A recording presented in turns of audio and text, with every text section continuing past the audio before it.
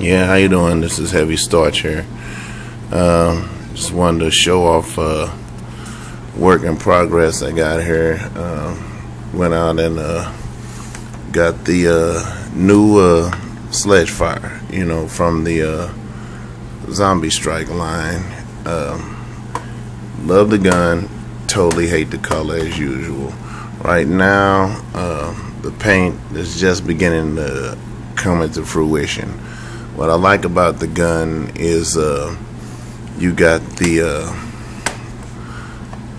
you know, sort of a faux leather or whatever. You can see the pattern on it, which I like. I want to detail that in some black so I can make it look like it's actually been stitched. When I got the blaster, it was weird. The internals, as usual, you've seen those on other people's videos. One thing I hate is the little simple spring on the trigger, a little piece of crap spring which popped off, and luckily I looked at Containment Crew's video and was able to replace that without having to improvise. Did the usual mod to the handle. Let's see if I can do this one-handed. Let's see. Excuse me for 1 second. Oop, you heard that. Okay. Now, snatches out, but what I did different was I didn't have to drill a hole directly through this. What I did was took the extra material, if you can see, the extra material from between here, and then the nubs, what you do is you pretty much file them almost, not quite, it's like a millimeter almost flush with the sides of this. File that ridge down on the sides and on the bottom, and loosen the screws, not too much, just a little bit. And let's see if I can slide this back in here. Excuse me. Yeah, it pops right back in there, comes right back out with a tug. So you don't have to loosen these screws up. You just do that mod. You just chew up that plastic that's on both sides, and the two flanges on the side of the stock follows down. So as you can see, I took the hand wrap, did it in a red. The blaster, what I basically did was did it in black, flat black, which you usually use flat black when you're dry brushing, and then I use hand brushed silver. So I haven't clear coated it yet because I haven't decided, you know, how much fodder or, you know, junk I'm gonna add to it, because it's part of another project, you know. So the only thing I did do as far as mods was I took the pins out the shells, so the shells are rear loading, and I saw the video guy, and the guy had the shells where you can get the custom shells and basically have them where you can fire one dart. It's real powerful when you fire one dart. The blaster, as far as a whole, works really well. You know, ranges is cool. You've seen all the stuff from Random Shadow and everybody else. I did mine like this. Let's see, like I said, I used my favorite copper color. I like this because it has a metallic feel to it. So got this. This is like a brownish green mixture I did because it looks like a pair of leather shoes I had. So I did that, and the stock, the rear, you can see, like I say, it's a work in progress. I'm not finished with it. Thinking about filling in the little scratch marks they got, like, I guess those are zombie kills. So it would have been cool if they'd have just had them adding up to 9, which, you know, amount of shots the blaster carries. I thought that would have been a little bit more clever on their part.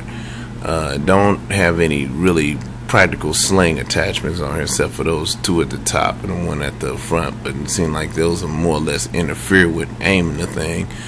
So got it done in silver, in this copper, and this red, brown. Those are the only colors that I got so far. So like I said, it's a work in progress. It may or may not be part of a future project I'm working on. So This is my version of basically custom painted Sledgefire. You know, the only mod I did was taking the pins out. Didn't increase the spring strength because it's got a hella strong spring in it. If you ever trash one, you'll have a nice spring for some other project, because the spring is, you know, well, most of the new lines of blasters that Nerf come out with, you know, they got a lot of power to them stock. So the spring is really nice, and I believe if you upgrade the spring on this, you're gonna risk basically blowing up your blaster, because you would more or less have to take out everything and reinforce it. Like I say, Containment Crew and a couple other videos out there, they don't come to mind right now, but they did the oh yeah, Archangel. He's got the most comprehensive video where he pins the, you know, where he pins back the air restrictors without removing them, so you can just have the tri-blast. I don't have to show you that, but anyway, I just left it stock. Me personally, this is a really nice blaster. I like the aesthetic feel to it, but like I said, I'm gonna get it together for a future project and get it up out of here. Probably be on sale. So left the trigger unpainted, mainly because the way the trigger's designed, by this being more of a cosmetic mod, I started to paint the trigger, but by the trigger being like the weak link of this whole blaster, to me, is the trigger. The little tiny crappy spring that's holding it in place. I mean, I think the whole thing is sturdy, well built. Paint on a lot of the new Nerf blasters is crappy, because when I got this one, you'll notice that this part up here, leather piece, you know, coming out of the bandage part, will be one color, and this one down here will be the color of the rest of the blaster. So like I said, but other than that, like how it's looking so far. It's a work in progress, so keep everyone updated as to what I do with it, what project I put it in, but it's definitely not finished. You know, paint wise, it could go just like this. I haven't cleared it yet, but I'm not satisfied with how it looks, because it looks plain, you know, and it also looks too practical, looks too realistic. So I want it to look more fantasy, more fun. And but once you paint this blaster, if it wasn't for that bandage on the stock, this would be like a really good video game gun, Halo or whatever, you know what I'm saying, with the right paint job. And then you got a lot of open space right here to add whatever logo you want, you know, on either side. You know, I just got like a yellow stripe right here. I haven't really decided where I'm gonna go with that. You know, taped it off and did it. It's nice and neat.